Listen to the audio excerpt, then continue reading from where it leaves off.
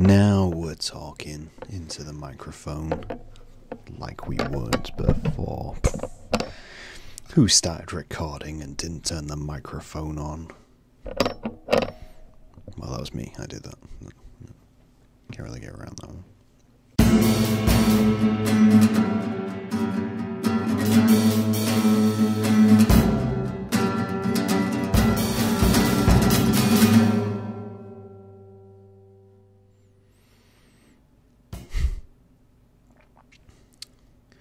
Can we talk about sleep for a moment, please? Okay, so I've been thinking a lot about sleep, mainly because I've had a few days this week where I've gotten very little sleep.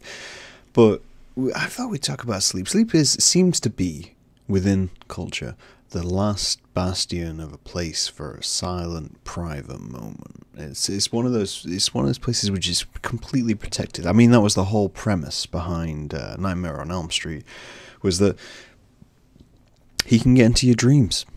The one place where you thought you were safe, and suddenly you're not safe anymore. But thankfully, we don't live in a campy 80s horror. We live in the real world. Well, most of us do. Some of us do. I like to think most of us live in the real world. Excuse me.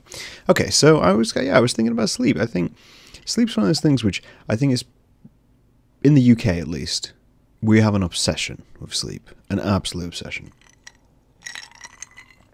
And that obsession is tantamount to our small talk. We have a fallback. We have the go-to of which everyone speaks about in England. Nobody is clear of talking about this, and that's the weather. You can't get around that. You speak to anyone in the UK, and one of the first things they will do is talk to you about the weather. Doesn't matter how the weather is. It could be good. It could be bad. It could be a little overcast, a little cold. And we're all experiencing it. We're all experiencing the weather as a whole, because usually, most people have been out in the weather. Sorry, my microphone is doing crazy things right now. I'm just going to turn it around. Okay, right. So, one sec. Okay, right. So yeah, we will talk at length about the weather. The weather could be doing nothing. Literally nothing. It could be the same every day for months. And we still would discuss it every single day. Because that is what being British is, apparently. Is repetition of conversations which never need to happen. Because we can all see that it's warm outside. And yet, as much as I may sound annoyed about this, or may look disgruntled, I am completely guilty of running into this trap. But the closest thing to that is sleep. We all sleep. Unless you're, some sort of vampire. But then you would sleep in the day. So, everybody sleeps. Literally everybody sleeps. And we talk about sleep constantly. How much sleep did you get last night? Have you slept well? You look tired. Are you tired? How are you feeling? Oh, I'm tired. Everybody's tired. Everybody's tired all the time. That seems to be the new reality. I get the feeling that in the 1920s, no one was this tired. I don't know why. I mean, you never see anyone in old films discussing how tired they are. And yet, in our everyday lives, I'm pretty sure, I mean, it may be my world, that may be a thing which is specific to me and my lifestyle, but most of the time, most people are talking about how tired they are and how they need sleep, how they can't get to sleep, or how they love sleep, or how they sleep too much, or they sleep too little. Everyone's talking about sleep. It's the universal thing which separates us from inanimate objects. Inanimate objects are just kind of there. They're never in a constant state of needing to get sleep or sleeping too much, because, I mean, you could say they're asleep all the time. Just casually sitting there, napping, consistently napping. And yet, they may be awake all the time. Maybe they're just super hyper awake because they're very aware of themselves. But why did I want to talk about sleep? I want to talk about sleep because I had a couple of days this week where I had very little sleep. I'm one of these people who is extremely lucky that I can switch my sleep pattern at the drop of a hat. And I can also go a very long time without sleep. Some of that comes from, oh, jeez, just hit the microphone. Sorry about that. Some of that comes from me during university. I had a fairly bad case of insomnia. It used to come and go in waves, and I'd be up for days. And that was terrifying because if you're up too long, you essentially just start hallucinating and you go a little bit mad. That's why torture and experiments where people are exposed to long hours of no sleep and various other things are so dangerous in a way, because it's subjecting people to things which their mind and body can't understand. I watched an interesting TED Talk with David Blaine, and it wasn't the most exciting delivery ever given, because David Blaine is not the most exciting deliverer ever given. Everybody's seen the interviews. He has a very monochromatic voice and just kind of, mumbles his way through things. But the reason it was interesting is because he was talking about that trick. I say trick. It's not really a trick. It's more like that test that he put on himself to set the record for the longest having not breathed, which is quite a big thing to do. He's done his things where he's buried alive. He spent, I think I found out it was like over a month in a glass box in London. I remember that. I remember the madness that was. That's insane. And he mentions in that TED Talk that during that people flew helicopters round his box with food dangling from the helicopters because they thought it was fake, and they wanted to prove that he would give in. And I love that. I love the idea that someone's trying to do something where they want to better and challenge themselves, and as a country, the UK decided that the answer to that was to set them up to fail. And that's madness. But that is the UK. Do not try things, because we will you to fail. I think that is one of those things which kind of, we all get together collectively and we've all got this sentiment of, yes, we raise everybody up, and at the same time we're going to systematically destroy you. And there's not much we can do about that. That's just how we are as people. Equally silly and sarcastic all at the same time. Like a rubber duck with a beret and his lit cigarette.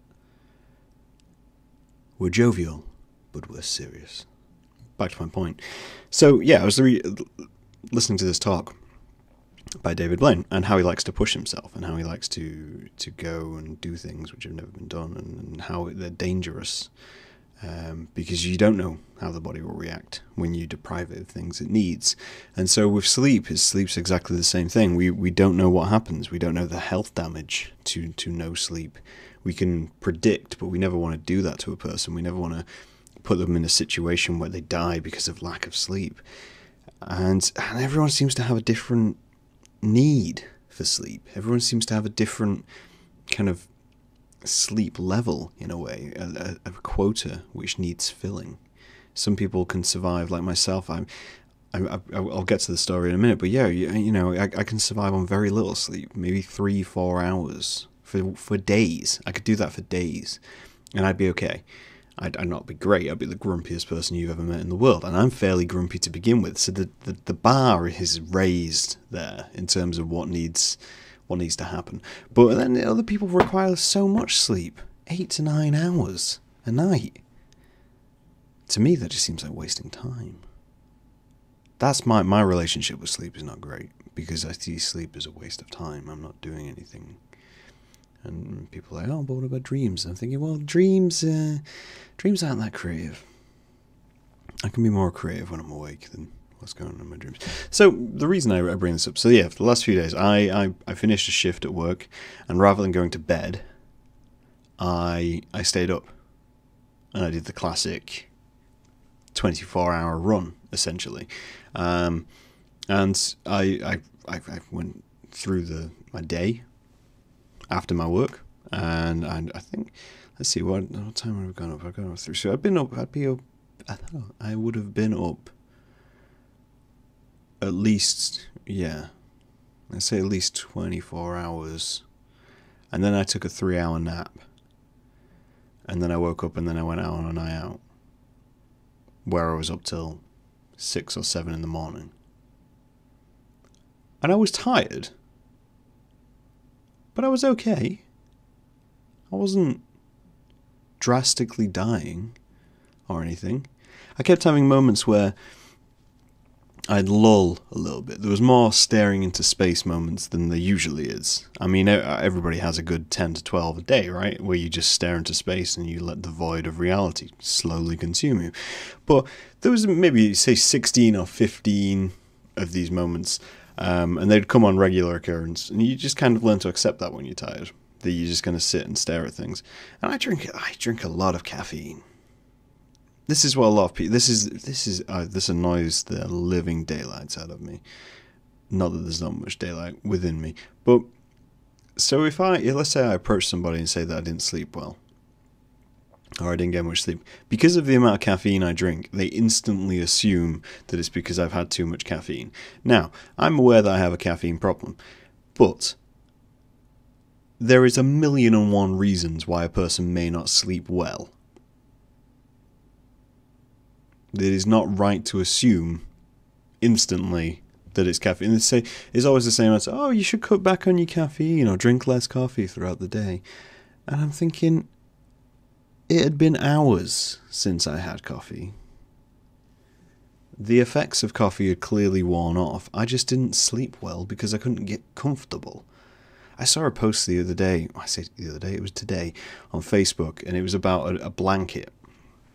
This new blanket, which it's obviously a Kickstarter creation, because Kickstarter used to be an amazing thing. It used to be this great little idea that you could support ideas, and it used to be something which I really wanted to invest in. And now I just kind of look at it as it's like an artisanal JML. And that's the only way I can describe it. So for anyone listening to you guys, JML is a company within the UK. I'm just going to Google it for consistency. Okay. JML is DirecTV. And it's basically a series of shopping channels. So your late night, plug and goes, and your things which clean everything. And there's a brand of store in the UK called Pound Stretcher, or there used to be. No idea if it exists anymore. Most of the stores from my childhood seem to have gone out of business, which shows how inadequate those stores were. JML is one of these places which they put things in other stores, so they have a little stand in the store, and it's always like the knife which can cut through steel, and the hurricane mop which can take out any stain ever, because I don't understand who's making this much of a mess in their house that they need a mop which can take out everything ever. Unless you're literally hiding bodies, nobody is spraying their entire bathroom in mud. Nobody. You would have to fillet something to get as much mess as they make in these TV commercials. But back to the point. So Kickstarter used to be great. That's not my point. I'm on the sub-point right now of what I'm actually discussing. So Kickstarter was great, and then all of a sudden they started just filling it with stuff which nobody needs, like just little things. It seemed like everyone with a 3D printer was suddenly making additions for mugs and phones. The phone holder, which can hold the phone which you're not using at that time. The mug, which has a mug attachment, which can then hold other mugs.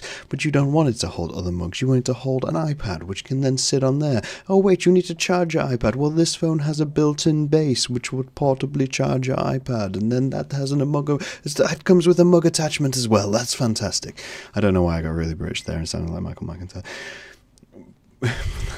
That's essentially what Kickstarter is now. That's everything which is on Kickstarter right now. But then everything, of course, also on Kickstarter is artisanal or is independently produced, rather than just what it actually is, which is a bunch of corporations and random conglomerates which are trying to crowdfund their products.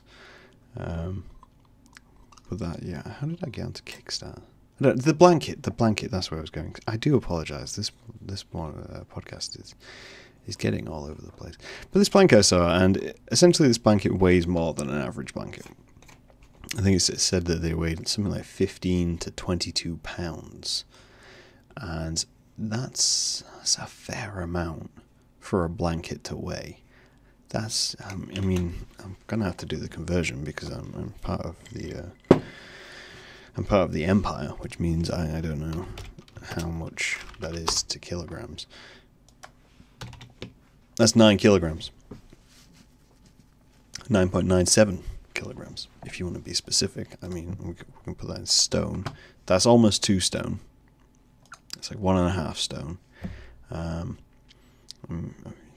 Yeah, I don't really know how to break that down. That's almost 2 kilograms. That's almost 2 bags of sugar. But that's the entire. I don't know if that means that it's condensed or that every part of the. That'd be weird. If every part of the blanket weighed 2 kilograms. So you could just pick up a corner, and the corner would feel like you were lifting 2 kilograms. That would be a heavy blanket. I don't think it's that. I think it's just spread across it. Either way, it's a blanket with weights in it. That's what it breaks down to. But for a lot of people, that's a very comfy thing to sleep under. That whole security element really overtakes you. That you not that you're trapped in bed, just that you're supported in bed. Like you've got someone kind of like having a heavy dog just lay on top of you. But without, the companionship and the need to feed it and the fact that it may pee on you at any moment. But you could have a blanket which feels secure. And a lot of people really get from that. Whereas I hate being trapped in bed.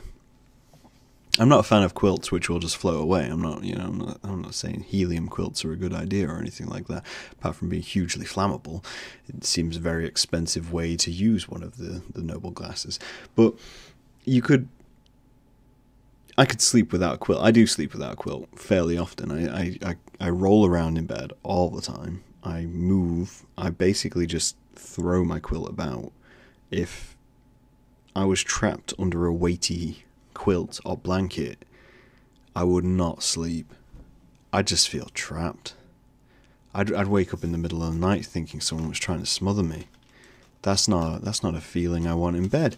And that's just one aspect of what could overcome you whilst trying to sleep. So stop trying to say that coffee's the reason I don't sleep. Seriously. And no, this isn't just to stop people saying that. I genuinely think sleep is fascinating. It's so strange. You go to sleep. Okay, so if you try and break sleep down in terms of what sleep is, you're going to lay in a completely dark room, or hopefully completely dark room, for approximately 8 hours, completely still. Sometimes you're going to do that with another person. That's insane. If someone just said to you that they were going to do that and they didn't register it as sleep, then you just assumed this was just part of their day, that would be insane. That someone's going to lay down for 8 hours in the dark. Why? Who knows? Yeah, they're not even, I swear I heard the other day that people aren't even sure why we need sleep. It's in terms of regeneration and things like that, it's essentially just a thinking period for your brain. That's what dreams are. Your dreams are just your brain trying to manifest the information you have. Essentially, it's like archiving or defragging. That's how I see sleep. Is whilst I see it as a nuisance because it stops me from doing things, all those important things like staring into space, it's just a time for my brain to defrag and reorganize the information I have. I don't think there's any recharging because my energy comes from food and sunlight. So laying in the dark for several hours seems counterintuitive. I'm sure someone can tell me why we need to sleep in much more of an informative way. But it is the one thing which makes us unique. We sleep, we dream, just like the animals do. Maybe that's a controversial idea. A controversial idea that life doesn't begin at first brainwave or first breath, but the moment you wake. Because if let's say if we assume that all mugs, pens, ice, if we assume everything is asleep, objects, this could play beautifully. I'm just about to explain a concept to you which could be groundbreaking, so brace yourselves, strap yourselves in. Okay, so the idea would be that nothing is living if it doesn't sleep. Okay, that is how we should define something being alive. A lot of the time we define things as being alive by showing thought or intelligence or general, instincts for living. And we define intelligence a lot of time by being able to problem solve and things like that. But then I was reading the other day that there's proof that chimps could have imagination because they use rocks like fake babies in the same way that children play with toys. So that kind of casts a whole aspersion. If we want to, as a species, the human species, define ourselves separately from everything else, which for some reason we want to do that, which is just something, it's an ego trip. I'm not going to go into it. But essentially what you could say is that if something doesn't sleep, it doesn't live. Right?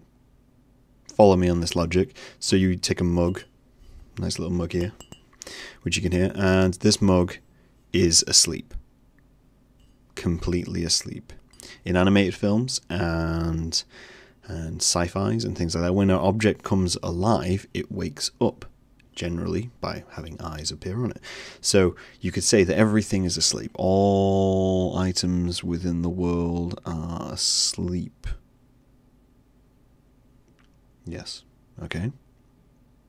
You can see plants when they are awake and when they are asleep. They do that thing where they open their petals and they close their petals. Therefore, they sleep. They have a different pattern at night to night, day and night. But a mug is the same all the time. It is just an object. It is completely asleep. It has never woken up. Therefore, it is never alive. So we could apply that to all life. So therefore, if we were in the womb, for instance, you were asleep. You have never woken up because you don't wake up in the womb. So you are not awake until you exit the womb and you actually wake up and begin to live. Suddenly going to have a large group of people who are against abortion coming to this podcast. But, as we say, these are just my ideas.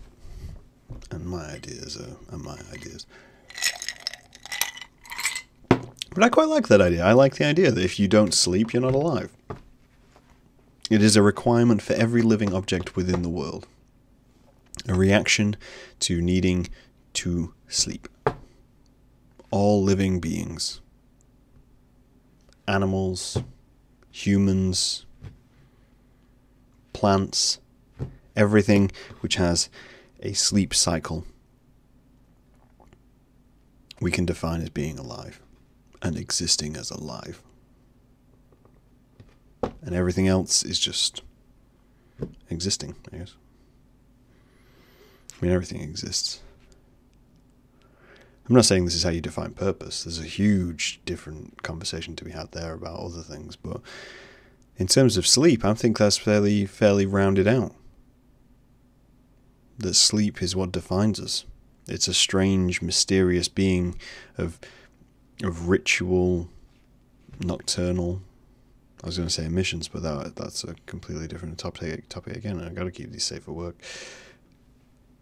Ritualistic action, let's call it that. Sleep is a ritualistic action, which we all undertake, every single being within the world takes. And if you don't sleep, then are you alive? If you don't, I wonder if there's anyone who claims they don't sleep. I don't sleep.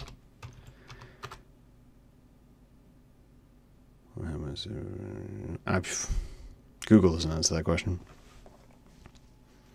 There is a book called I Don't Sleep by a woman called Judy Finnegan. It's an interesting concept. If you've never woken up and you've never slept, then you're not alive.